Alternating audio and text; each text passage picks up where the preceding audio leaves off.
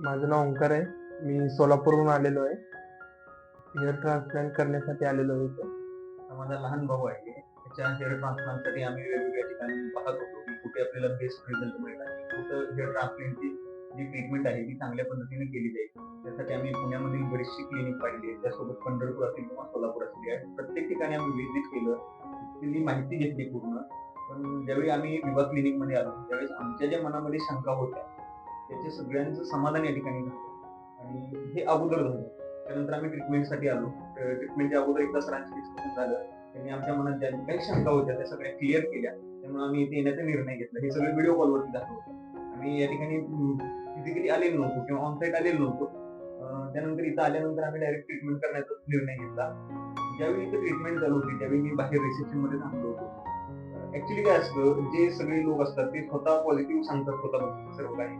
पण जे कस्टमर आहेत किंवा जे पेशंट्स आहेत त्यांच्यामधलं जे इंटरनल डिस्कशन होतं ते खूप पॉझिटिव्ह होते त्या विभा क्लिनिक बद्दल किंवा सरांबद्दल.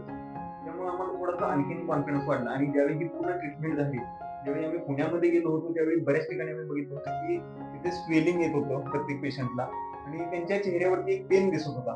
पण ज्यावेळी माझ्या भावाचं हेअर ट्रान्सप्लांटचं ट्रीटमेंट झालं त्यानंतर त्याच्या चेहऱ्यावरती थोडाही पेन किंवा स्वेलिंग अजिबात झालं नव्हतं आणि बाकीच्या सर्व गोष्टी असतील किंवा इथला स्टाफ असेल हे सगळे चांगल्या पद्धतीने कोऑपरेट करतात आणि एक चांगलं हॉस्पिटल आहे हेअर ट्रान्सप्लांटचं. तर मी नक्कीच तुम्हाला सजेस्ट करेन, जर का तुम्ही हेअर ट्रान्सप्लांटचा विचार करत असाल तर हे बेस्ट क्लिनिक तुमच्यासाठी असू शकतं.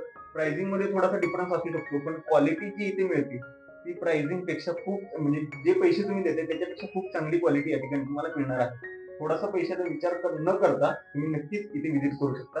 थँक्यू.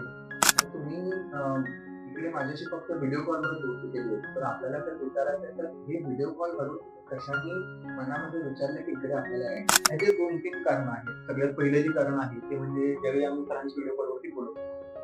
ज्यावेळी पुण्याला आम्ही गेलो त्यावेळी तिथेही आम्ही फी दिली होती, तुम्हालाही फी दिली होती. परंतु आम्हाला त्यांनी त्या पद्धतीने समजून गोष्टी सांगितल्या नाहीयेत. आता थोडंसं लँग्वेज बॅरियर होतं आपल्यामध्ये. हिंदी आणि मराठीचं थोडंसं ते आणि इंग्लिश असेल. आम्ही थोडंसं मराठी बोलणारी माणसं आहे. आम्हाला ते लँग्वेजचं बॅरियर होतं थोडंसं. पण तुम्ही एवढं बॅरियर असून सुद्धा, लँग्वेज बॅरियर असून सुद्धा आमच्या मनातल्या ज्या काही शंका होत्या, त्या सगळ्या शंकांचं निरसन सरांनी पूर्णपणे केलं.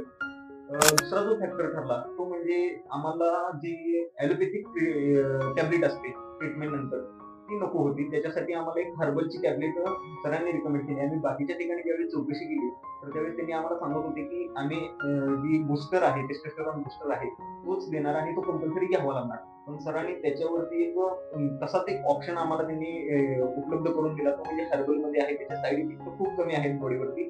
त्यामुळं सगळ्यात महत्वाचा डिसिजन तो होता इथे येण्याचा. आणि तिसरी गोष्ट अशी होती की आम्हाला इथे येण्याच्या अगोदर चांगले रेफरन्स मिळाले होते ह्या हॉस्पिटलबद्दलचे, सरांबद्दलचे. खूप चांगल्या लोकांनी इथे केलेलं होतं. त्यांनी आम्हाला सांगितलं की तुम्ही बिनधास्तपणे या ठिकाणी करू शकता. त्यामुळे आम्ही इथे येण्याचा निर्णय घेतला. आणि ओंकारला आता विचारायचं आहे एकदा, एकदा तुम्ही ट्रान्सप्लांट स्वतः केलं तर आता तुझ्या तोंडाने आम्हाला ऐकवायचं आहे की तुम्ही तुझे एक्सपिरियन्स, पेन आणि सगळं कशा ते आपण आमच्या व्ह्युअर्सना सांगाल. पेन काही सुद्धा होत नाही, आपल्याला थोडं पण पेन होत नाही. एकदम नॉर्मल मध्ये होतं. काही म्हणजे त्रास वगैरे नाही होत. सर्जरीच्या नंतर सर्जरीच्या नंतरही काही त्रास नाही किंवा मला सूज वगैरे काही आलेली नाही. एकदम ओके मध्ये.